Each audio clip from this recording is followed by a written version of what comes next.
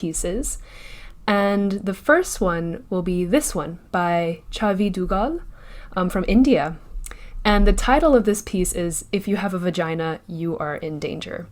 It is a sculpture using paper tape and threads, and it is 60 inches by 66 inches, so it's a pretty sizable sculpture. What I'm going to do is give a cold read for this piece first, meaning I'm not going to look at the artist statement, I'm not going to read anything that this artist has said about this piece. Just looking at it, I will give my opinion and also the things I think I'm reading from this piece just by looking at it. So starting off, I think it's fair for me to look at the piece and also know the title. So these are the only things I'm going off of for this cold read.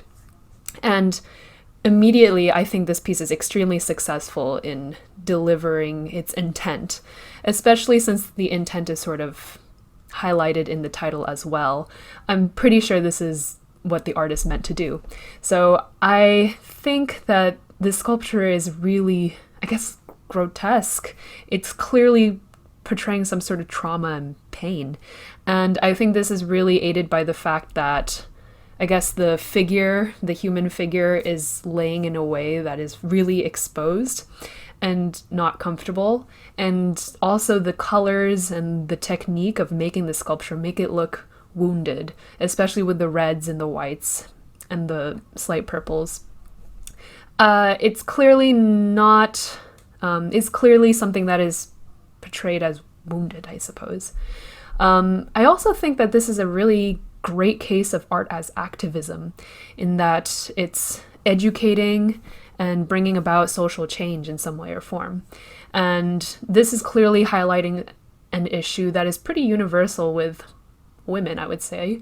And I think this is a really good example of art being used for social change in that case. Looking at other points of view of the statue, since it's a 3D sculptural work, the artist was good enough to provide different points of view. It seems really kind of flat. It's not as like 3D as an actual body might be, and I actually really enjoy that aspect. I think it's actually working very well with the intent. It's like stylized, but I still feel it's 3D enough for us to really feel there is a form there, but I feel like the flatness kind of shows like being crushed in a way that I actually enjoy. I enjoy that aspect of it.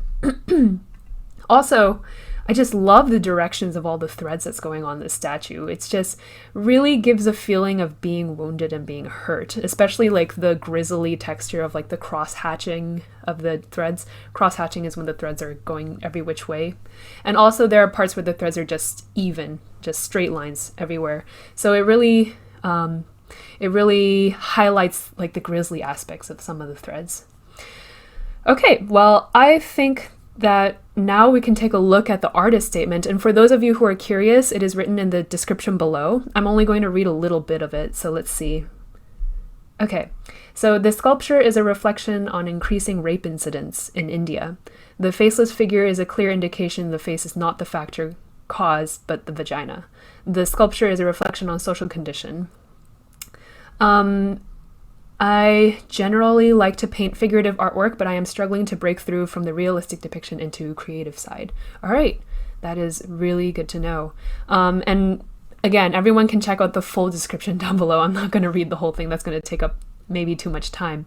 But yeah, actually another aspect of this statue is the facelessness of it, which might be a little bit difficult to see in these photos. Yeah, there we go.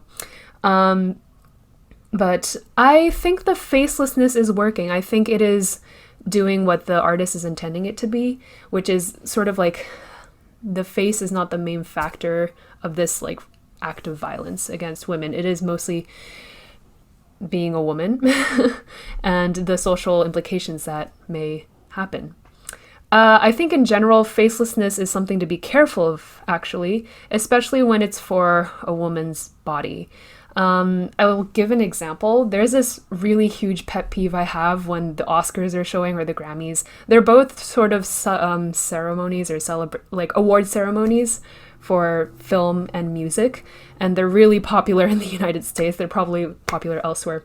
But whenever they choose to highlight a specific female actress or artist or music artist, they usually pan the camera from the feet up. So you usually see feet and then legs and then body, and then finally you'll see the face. And that's something I have a huge problem with because it's actually quite objectifying. Like, you don't even see the identity of the woman until the very end. Like, the most important part about this woman is what they're wearing and their body and everything else. And then you finally see the identity at the end, as if it's not that important. It's not the first thing you should highlight. So there are cases of facelessness being used to objectify women. So it's very important that people are very conscious of how they're using this this way to obscure identity and how this intent travels on to the viewer. But in the case of Chhavi Dugal's piece, I think facelessness is actually essential in the piece in terms of not to make it anonymous, but to make it universal, because this is clearly an issue that is speaking to women, all women around the world, and to assign a very specific person into this role might not make it as universal.